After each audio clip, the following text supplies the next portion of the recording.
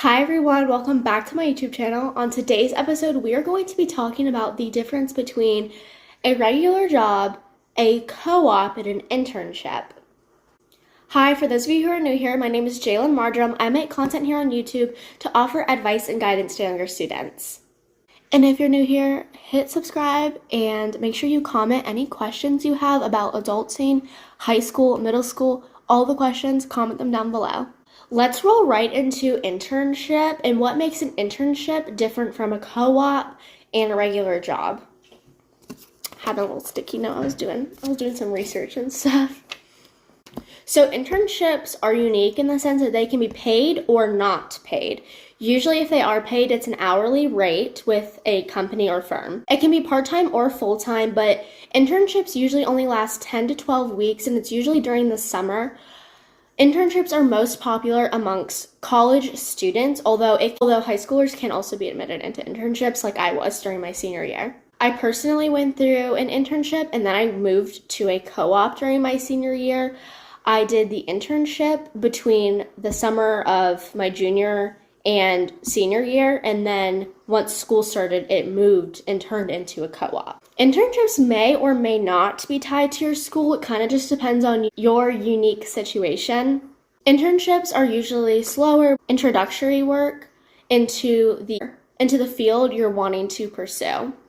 So it usually starts with things like small projects, working on small bits and pieces of things, but it's usually slow-paced and introductory work. It definitely is slower paced compared to a co-op. Moving on from internship to co-op. Now, I know that the term internship is much more used in co-op. People might not know what that is. So a co-op is it's usually always tied to your school. And instead of you going to school and getting classes, you can go to work and gain real-world experience, but it usually also still results in a credit.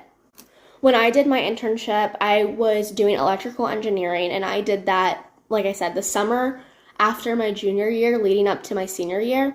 And I had a kind of unique situation. I not only attended regular school, I also attended trade school for electrical.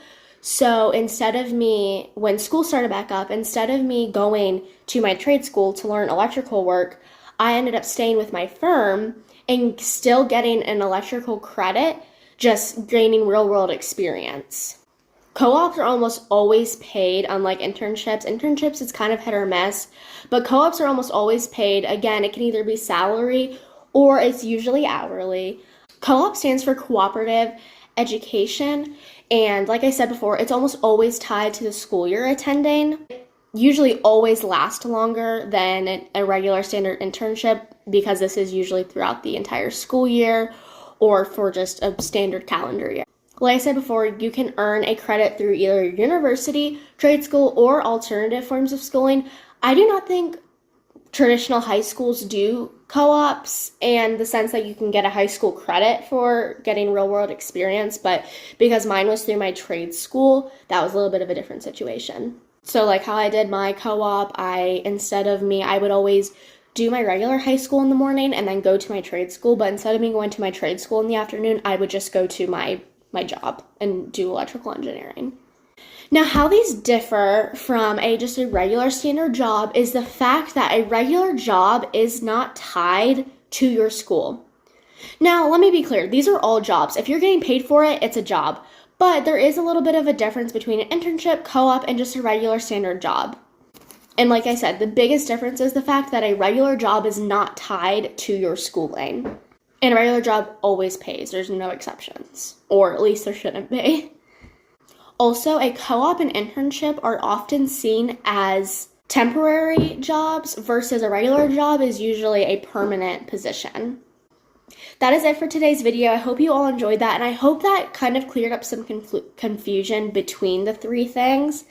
And if you liked the video, please make sure to subscribe and like, and I will see you all in the next one.